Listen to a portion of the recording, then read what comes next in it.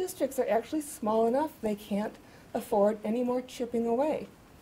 Now, kids already have access to those programs. We're told that they're going to some of the programs already and that the schools pay for them. Well, obviously they will be paid for one way or another. My point is, if the kids can go to those, then they already have that opportunity. And I don't want to see other opportunities be lost or affected by a push and a telling of kids that this is the best thing for them. I don't believe that educational research shows that it is. I mean, look at all the kids that went into building trade. Look at the economy in the last 5 years. Those kids spent a lot of time learning those trades. They maybe never got exposed to other things. Is my 5 minutes up? Okay, thank you. Thank you.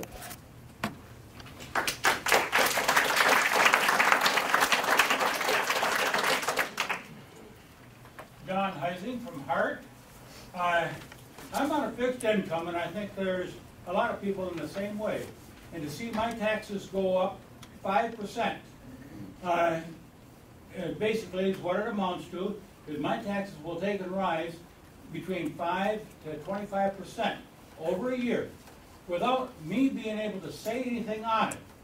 That's I'm not real happy about. I would like to see this come to a vote, and whatever we all want, that's what we'll get. I'm always for that.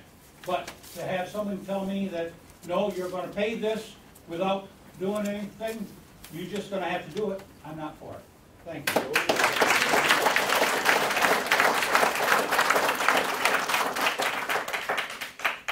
Anybody else? First of all, I'd like to, Hugh Nance from Hart. First of all, I'd like to say I'm not against education. My mother was a principal. I had sisters, 2 aunts. I'm all for education. My mother back in the 60s was an advocate of trade schools. Not everybody is qualified for college. You're not going to go to college. You're going to have plumbers, mechanics, what have you. And I guess I'm not against all the ISD. I've been enlightened to quite some extent. I think some of it's very good. My biggest problem is we've been kept in the dark about this millage. And I have written a letter to Lansing, and I'm waiting for Attorney General's opinion, see if it is taxation with representation. Because that's, I feel, just like the other people do, that we've been misled, been kept in the dark for one thing. I haven't seen anything. I don't know how we're supposed to find this stuff out. So that's all my comment is. Thank you. Thank you.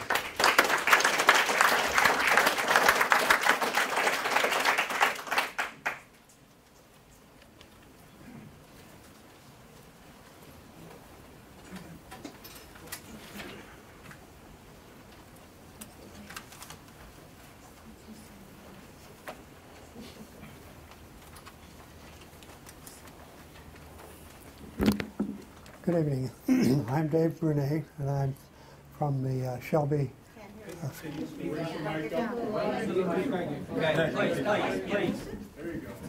Okay, can you hear me better now? Yes. Like I say, I'm Dave Brunet. I'm from the Shelby School District, and I've got just a comment and a couple of quick questions. One, the comment is I can see there's been a lot of really smart people spending an awful lot of time developing a pretty impressive program. It's been very instructional, very informative, and I thank you for that.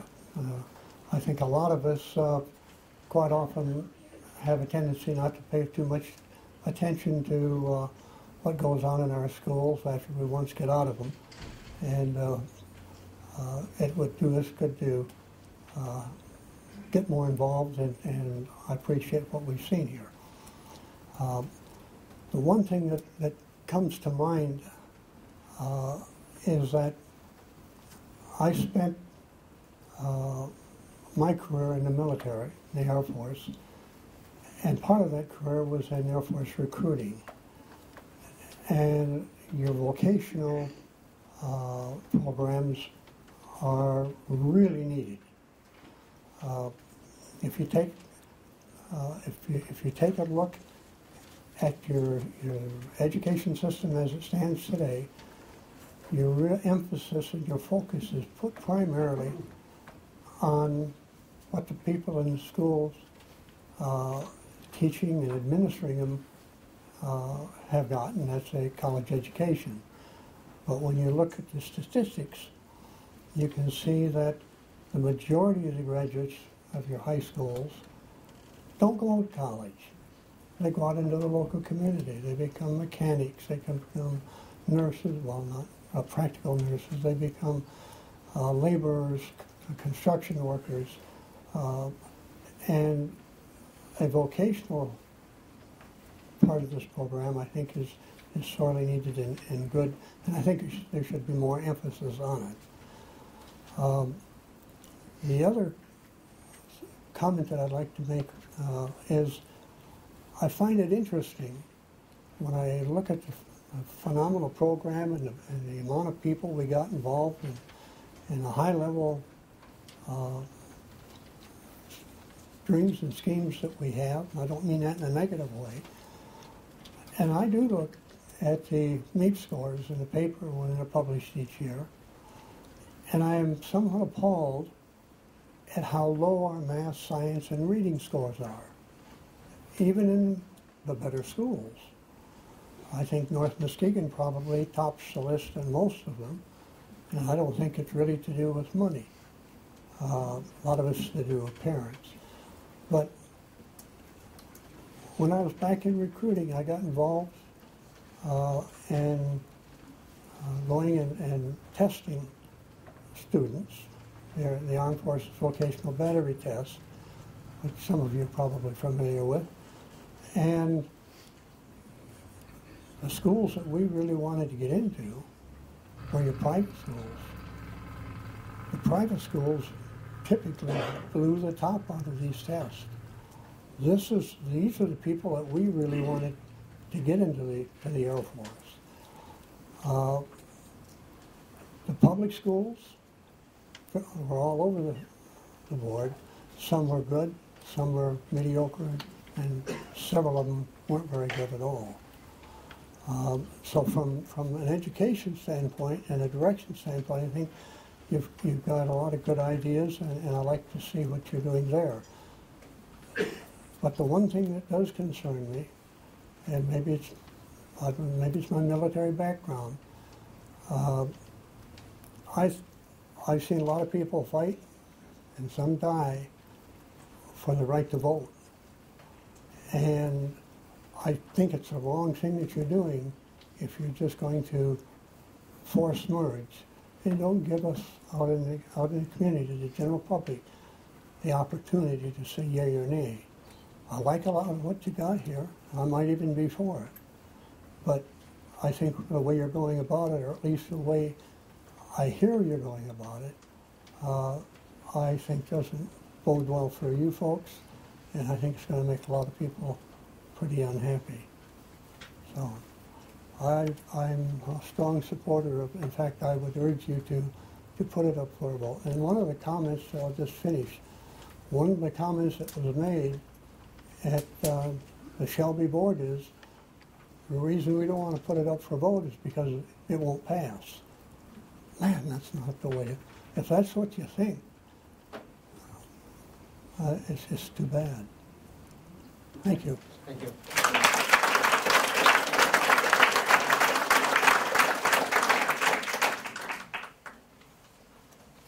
Anybody else? My name is Craig Siak. I'm a local businessman. And, What's your address, please? I live at 805 Lake Street in Pentwater, Thank you. which I wouldn't even have a vote on this, but I do pay a tremendous amount of taxes. I'm generally against this in that we are going to be bombarded with millage requests, and I feel that we deserve to have a choice of what we want to do as far as increased taxes. It's a choice that we have the right for. And there has been plenty of time for you to come up with a plan, properly inform everyone, and put this thing to a vote. Last year, Shelby and Walkerville asked you to put it to a vote. And for some reason, you did not do it, which I can only assume that you thought it wouldn't pass.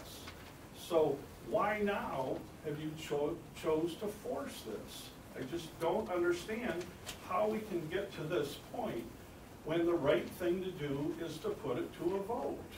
And before we leave, we need to hear justification of why it wasn't put to a vote last year. You know, at the Shelby School Board meeting, a board member said, we need money and we need it now. That's no reason to force this. Where's the planning been for years? You showed us a timeline on there. You've been talking about this merger for years. There should have been proper planning, and you should have informed the public, and it should be put to a vote. It's just not right. So, thank you.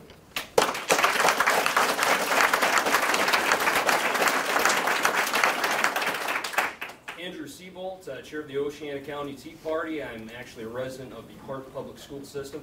Everyone hear me okay? I'm trying to use my big boy voice in here. I just got over some allergies. First of all, I'd really like to point out this is great that we have such public involvement and citizen initiative here. I think everyone deserves a round of applause. I also want to allay any fears, disorderly conduct and everything. Everyone in the Tea Party, we're just, concerned citizens, but I'm glad that you guys did call the Sheriff's Department. Some of the things we say might upset you, but we promised our end we'll behave quite well. The Oceana Tea Party, though, we are quite organized, and the citizens all across this county, I guarantee you, are getting organized in a lot of fronts. What I noticed with your presentation, though, is you gave a lot of facts of what you did before, and they were great things. But you didn't really say what you're going to do with this 1.5 mil, which is a lot of money.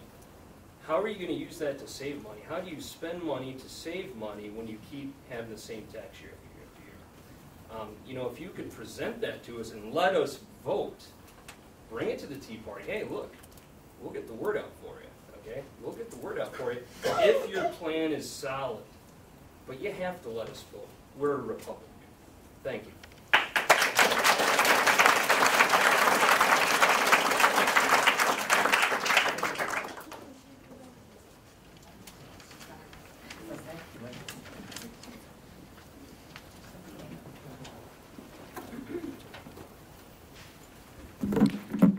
Can you hear that? Okay, I got the word coming up here. Keep your mouth 2 inches away from the mic, so that's what I'm going to do. My name is Jim Wickstra. I live in New Era, and I've been a lifelong resident. Craig Seahawk said it just right. What this is about is we need more money. That's what it's about. No more, no less. All of this stuff is just fluff. I've spent the last 20 years involved in the charter school movement. I have an interest in 77 charter schools in 7 states. As a matter of fact, in 3 of those states, it would be illegal for Doug Frist to sit on this board right here, because he sits on another board. I operate my charter schools on 0 millage. 0 millage. That means that I have to operate my school on 63% of what the traditional government school runs on. So we have to look at places to save money. Now, I had an opportunity to talk to Mr. Lloyd here earlier today. And I've been school board president for 16 years of Timberline Charter Academy in Muskegon. Has about 450, 500 kids. And the board president operates as a superintendent. All the money comes through me. And all the Title I, all the Title IX, all the crap that comes through a superintendent comes through me. And I want you to know that I've forgotten more about school finance than Mr. Lloyd knows. And that's the truth. Now, he's being paid $250,000 for what he's doing. And our principal doesn't get paid that. Not many superintendents get paid that. In fact, not many governors or senators get paid that. And what I'm here to say is that this is about money. This has nothing to do with technical education. Ruth said it right on the nose, right on the nose. If people want to go to technical education, they'll knock down a brick wall to get there, if that's what they want. But she also said the right thing, is that they shouldn't be sent to technical education like they would in Germany or in Finland or wherever when they're in 8th grade. I have a friend in the audience that had a a person at his house, an exchange student, who got separated out and sent into a technical track in Germany. That wasn't right. The kid wanted to be a teacher eventually, and that's how he ended up. It's about money, and it's about. Notice what they talked about the charter millage. They can't hit you with a mill. They can't pass a mill. This is about money, and this is these people right here, 5 people, taking $1 million out of Oceana County and shipping it to Mason County. It's not any more complicated than that. Now, if you want me to sit down and come up with $1 million savings, Mr. Lloyd, I can do that before the evening's done. It's not a problem. But you don't need that money. And you sure don't need to get it without a vote of the people in the United States of America.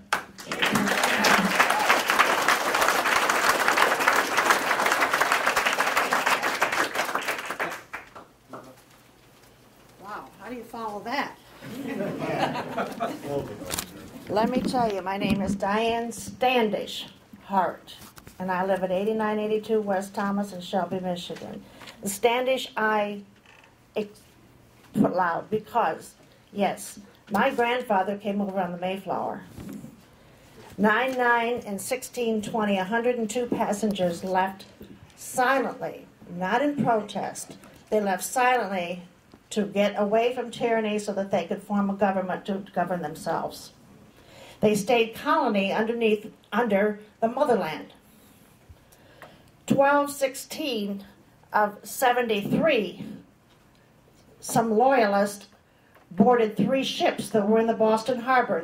That was bringing tea to the colonies that the motherland had decided that they should use because they could get a tax on it.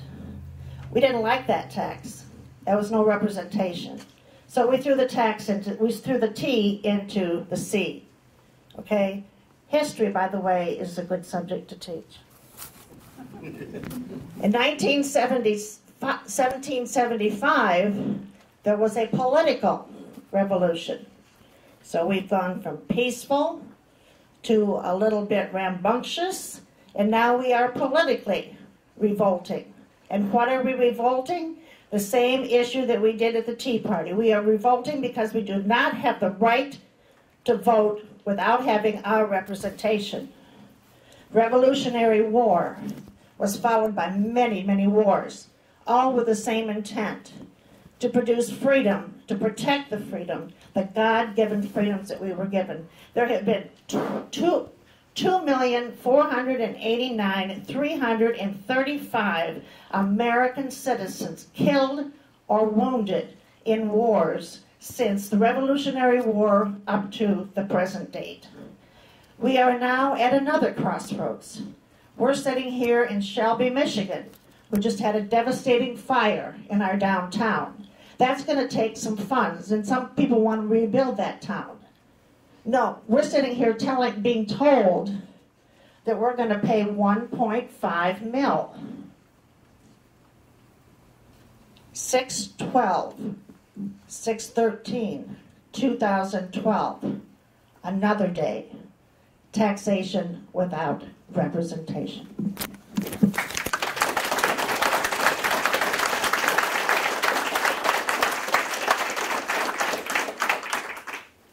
Thank you.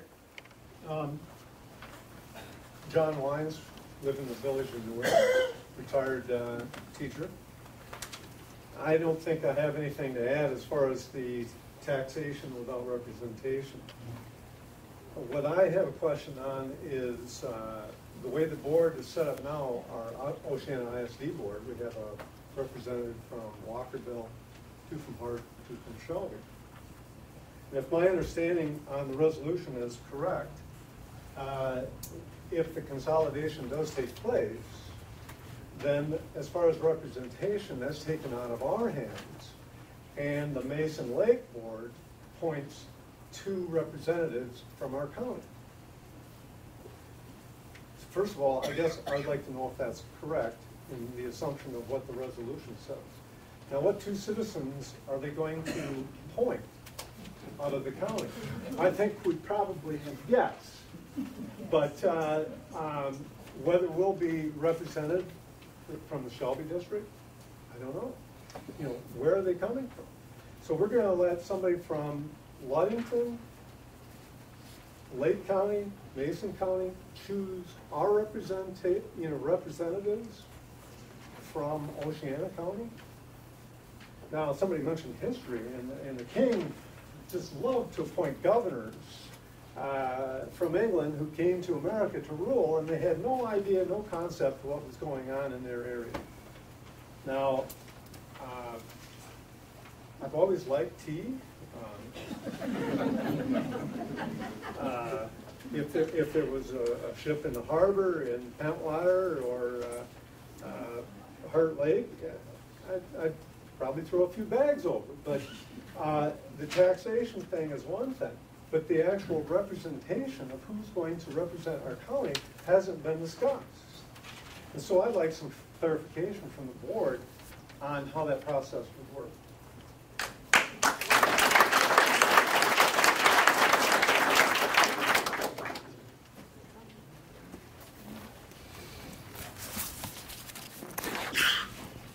Got my timer?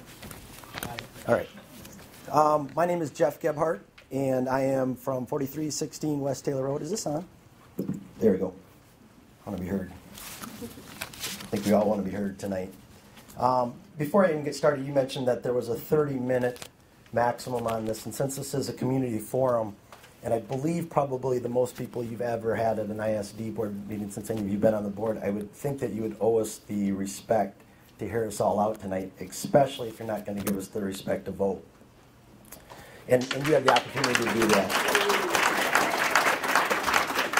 I am the Vice President of the Hart School Board, and any of you that ever want to come and talk at any of our board meetings, we welcome it. Before the meeting, after the meeting, during the meeting, we want to hear you, and that is the truth. And I've recently been to some other board meetings where they don't want to hear the community, and that is a shame. I can't give you the history of the Tea Party, but what I can do is give you a little bit of a local history of how we got to this point.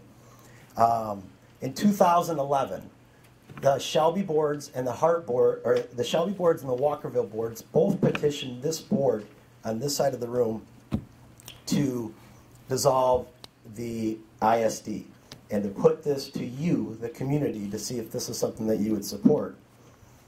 This board chose not to accept the request. Legally, they only need one school district that they serve in order to put this to a vote. They had 2 out of the 3. Hart chose not to act at that time. We can get into why we didn't want to act at that time, but it's pretty irrelevant because they had the choice to do it. You even have a member that sits on the Shelby board that raised his hand and said, yes, I want to send this to my community to vote, then puts on his hat and sits on the Oceana board and says, no, let's not do it. Recently, at a Shelby board, I sat there while an ISD representative sat and told us that the reason they did not do this was because they didn't think it would pass. That is not okay. Just this year, Shelby and Walkerville, then they still feel it's the right thing to do. And so they felt that they needed to force this in. They didn't have to do that. This board, you let them down by not accepting their request. You did not have to have Hart's blessing. I don't even know if you would have done it if you had Hart's blessing, because you already had 2 out of 3. This year, Hart said, if you're going to force it, we at least want our people to vote on it. That's at least a foundation of what America's all about. You then took Walkerville and Shelby's request to dissolve without Hart's request to dissolve. And you think that's sufficient. But a year ago, you didn't think it was sufficient, and apparently you didn't trust these people in the room to vote. Now we're at a time where this is the first time that you've presented this information to the community. This is the first time that they're seeing what this entails. And it's at this point, this is poor leadership. You should have been out there promoting this to the community for months and months. My goodness, you said you've been planning this for 6 years. 6 years you've been ignored out there until tonight. And it's time that you do the right thing. I believe that everybody on this board up here has the right intentions for the kids. And I believe that you are doing this for the right reasons. I don't think there's anything, these people aren't paid, and it's not a fun position to be on the board, and I can attest to that. And you do make hard decisions. And this is a hard decision, but it's not a hard, it's a simple and easy decision to say, you don't have the right to tell me what to do with my money and what's best for my kids. You have a responsibility to take the money that you have and to provide the best possible services you can do. If you want more, you need to ask for it, not take it. And that's what tonight's all about.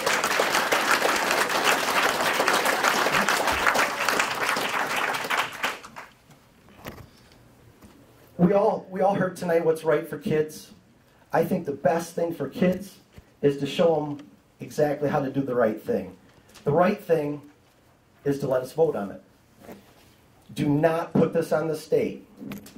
We have heard that from some of these members, it's not up to us. Hart didn't vote. I heard that from several of these members several times, even after I tried correcting them personally. Hart had nothing to do with where we're at tonight. It's everything to do with the decisions of these people. These people are not elected by you. They are not even elected by the school boards. They elect themselves. It's a weird deal. As a Hart board, we tried appointing a representative, and we got turned down. So as far as your representation goes, from a board standpoint, I don't feel we have any on the board. We don't have a member of our board that sits on this board, nor do we have a say in who does. Jeff, that's fine. Thank you. I appreciate it. Okay, thank you.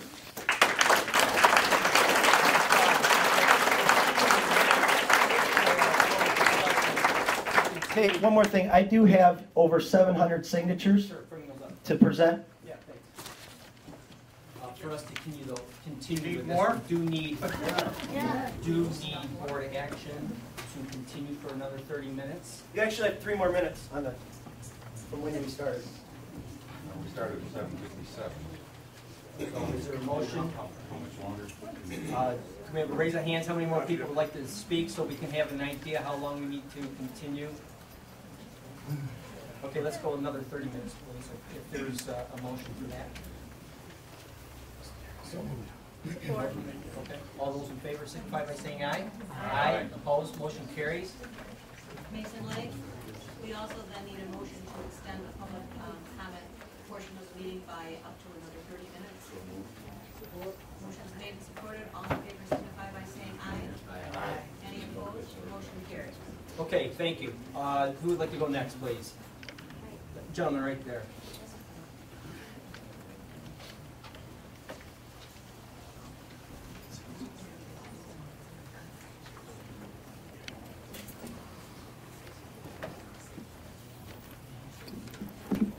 Can you hear me okay? No. Close. Just talk close. Can you hear me now? No? How about now? Okay, all right. Mr. President, my name is Robert Fong, and I live at 1442 North Wilson Road in Mears. I'm a PhD in public policy, and I've been listening to the debate and to the arguments. But prior to this, I was a special education teacher, and I'm currently a college professor. Now, one of the things that is very apparent to most everybody here, Oceana County is one of the poorest counties in the state. We don't have a lot of money. Our foreclosure rates, all you got to do is pick up the Oceana County Herald, and you got 4 pages of nothing where the tax assessor wants to take property. That's not a good situation. You're asking for people to pay but something they don't have, and that's money. Many of us here are on fixed incomes. Now this millage, depending upon how the current economy goes, the amount of money that's going to be coming out will grow and grow and grow because it's based on property valuations. But more importantly, mergers in general are a good thing. They really are. They're efficient, they're effective. The problem is when you have one group of people who are at this valuation